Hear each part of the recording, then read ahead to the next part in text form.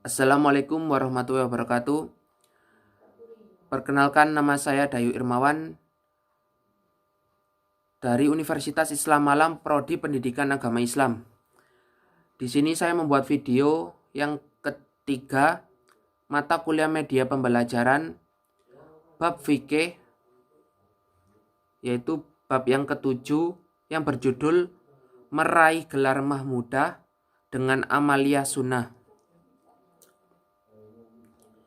Yang materi yang pertama, sholat sunnah. Sholat sunnah adalah semua sholat selain sholat fardu yang 5 waktu, di mana jika kita menunaikannya akan mendapat ganjaran pahala, sedangkan jika tidak melaksanakan sholat ini tidak mendapatkan dosa. Itu dinamakan sholat sunnah.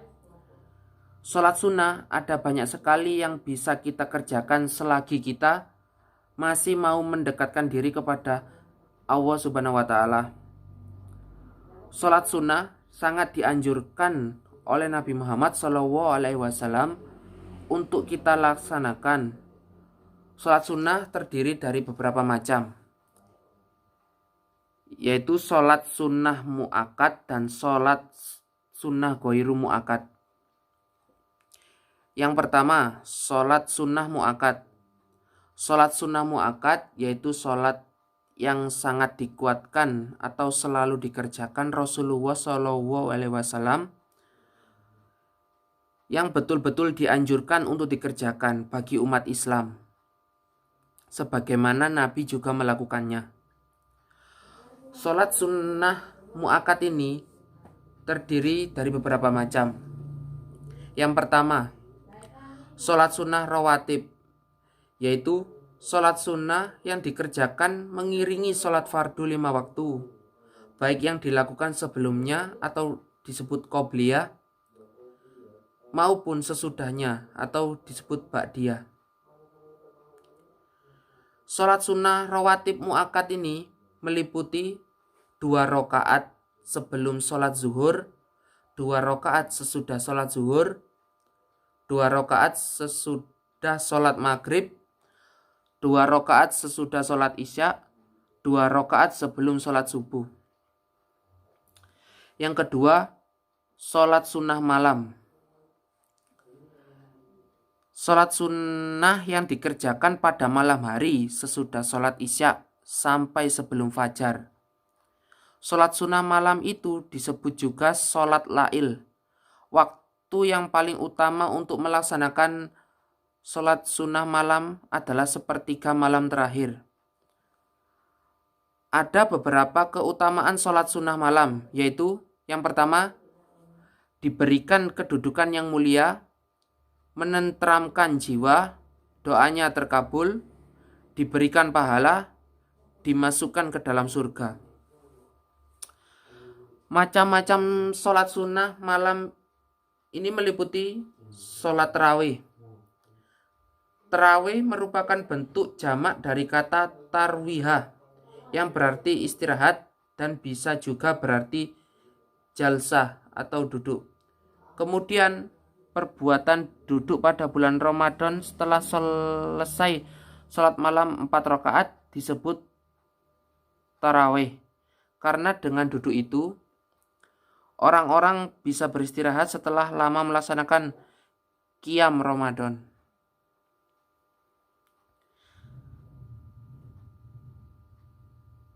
Adapun bilangan rakaat sholat tarawih sebagai berikut. Yang pertama, 20 rakaat menurut mazhab Imam Hanafi, Imam Syafi'i, dan Imam Hambali serta Umar bin Khattab. Yang kedua, 36 rakaat menurut mazhab Imam Maliki. Yang ketiga, 8 rakaat menurut hadis dari Aisyah radhiyallahu an yang menyatakan bahwa Nabi Muhammad SAW pada bulan Ramadan maupun selain bulan Ramadan hanya melaksanakan sholat malam sebanyak 11 rakaat, yang diantaranya 8 rakaat sholat tarawih dan 3 rakaat sholat witir. Yang kedua dari sholat sunnah malam yaitu sholat tahajud. Sholat sunnah tahajud ini yaitu sholat sunnah yang dilaksanakan pada malam hari sesudah bangun tidur setelah sholat isya, dan waktu yang utama melaksanakannya di sepertiga malam yang terakhir. Nabi SAW beliau pernah mengerjakan sholat tahajud sebanyak 10 rakaat ditambah 1 rakaat sunnah witir. Pernah juga 8 rakaat ditambah 1 rakaat sunnah witir. Yang ketiga dari sholat, contoh dari macam-macam sholat sunnah malam ini, yang ketiga sholat witir. Witir artinya ganjil. Ganjil jadi pada sholat witir ialah sholat sunnah yang dilakukan pada malam hari dengan jumlah rakaatnya ganjil. Paling sedikit 1 rakaat dan paling banyak 11 rakaat. Sholat witir hukumnya sunnah muqqadah. Sholat witir disunahkan setiap hari dan tidak hanya pada bulan Ramadan. Yang materi yang ketiga yaitu sholat idain, yaitu 2 sholat hari raya bagi umat Islam yang pelaksanaannya pada waktu duha. Hukum melaksanakan sholat idain adalah sunnah muakkad, artinya sunnah yang dikuatkan dan senantiasa dikerjakan oleh Nabi Muhammad SAW. Macam-macam sholat idain yaitu sholat Idul Fitri dan sholat Idul Adha. Materi yang selanjutnya nomor 4 yaitu sholat tahiyatul masjid. Secara bahasa adalah menghormati masjid, sedangkan sholat sunnah tahiyatul masjid adalah sholat sunnah 2 rakaat yang dikerjakan sesaat setelah kita memasuki masjid. Yang kelima, sholat sunnah duha, yaitu sholat sunnah yang dikerjakan pada waktu duha, yaitu ketika matahari telah terbit atau naik kurang lebih 7 hasta hingga terasa panas menjelang sholat zuhur atau sekitar jam 7 sampai jam 11. Tentunya setiap daerah berbeda-beda. Sholat duha sebaiknya dikerjakan pada 1/4 kedua dalam sehari atau sekitar pukul 9 pagi. Sholat duha dilakukan secara sendiri atau tidak berjamaah. Materi yang selanjutnya yaitu sholat sunnah ghairu muakkad, yaitu sholat sunnah yang tidak dikuatkan atau kadang-kadang dikerjakan Rasulullah SAW. Yang pertama, sholat sunnah rawatib ghairu muakkad yang meliputi 4 rakaat sebelum sholat asar, 2 rakaat sebelum sholat maghrib, 2 rakaat sebelum sholat isya.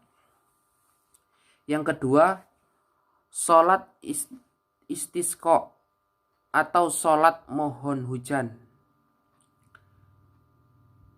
Yang ketiga, sholat kusuf atau sholat gerhana.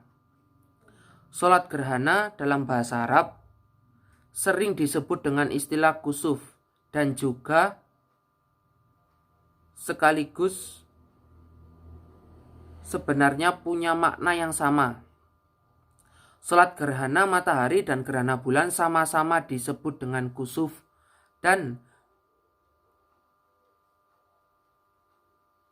juga kusuf sekaligus. Namun masyhur juga di kalangan ulama pengguna istilah kusuf untuk gerhana bulan dan kusuf untuk gerhana matahari. Yang selanjutnya yaitu sholat istikharah.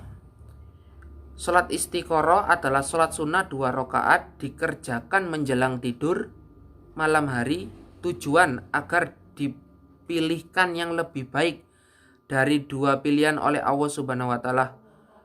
Pilihan tersebut ditunjukkan lewat mimpi tidur malam. Apabila sekali sholat istikharah belum diberi pilihan oleh Allah Subhanahu wa Ta'ala, maka agar malam-malam berikutnya diulang sholat lagi sampai Allah memberikan pilihan.